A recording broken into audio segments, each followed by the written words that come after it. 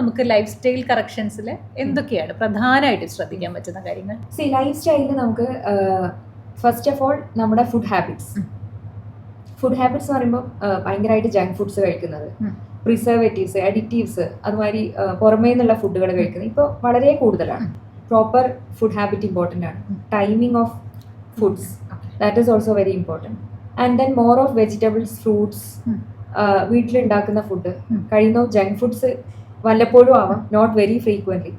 അതുപോലെ exercise, daily റുട്ടീനായിട്ട് 1 hour exercise ചെയ്യുക എന്നുള്ളത് ഇമ്പോർട്ടൻ്റ് ആണ്. And then lung capacity improve ചെയ്യാനുള്ള എക്സസൈസുകൾ, പിന്നെ വൈറ്റമിൻ D3, സൺലൈറ്റ് എക്സ്പോഷർ, അതുപോലെ നമ്മുടെ ഒരു സെഡൻറ്ററി ലൈഫ് സ്റ്റൈൽ ഒഴിവാക്കുന്നത്, നമ്മുടെ BMI കറക്റ്റ് മെയിൻറ്റെയിൻ ചെയ്യുന്നത്.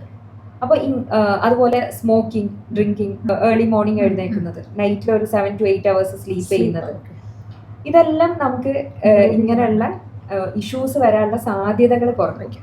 ആൻഡ് ദെൻ ഓൾറെഡി ഇഷ്യൂസ് ഉള്ളവർക്ക് ഇതൊക്കെയാണ് നിങ്ങളുടെ ഇഷ്യൂസ്, നമുക്ക് ഇങ്ങനെയൊക്കെ ലൈഫ് സ്റ്റൈൽ ചേഞ്ച് ചെയ്യേണ്ടതുണ്ട്, എക്സസൈസ് ഇങ്ങനെ ചെയ്യേണ്ടതുണ്ട്, ലങ് കപ്പാസിറ്റി ഇമ്പ്രൂവ് ചെയ്യേണ്ടതുണ്ട്. ഈ രീതിയിൽ അവർക്ക് അതിൻ്റെ റീസണും ഇതിനെങ്ങനെ നിങ്ങളുടെ ഡിസീസായിട്ട് റിലേറ്റ് ചെയ്യണം എന്നുള്ളതും പറഞ്ഞ് അവർക്ക് മനസ്സിലാവുമ്പോൾ അതിൽ ഒരുപാട് ഡിഫറൻസ് കാണും.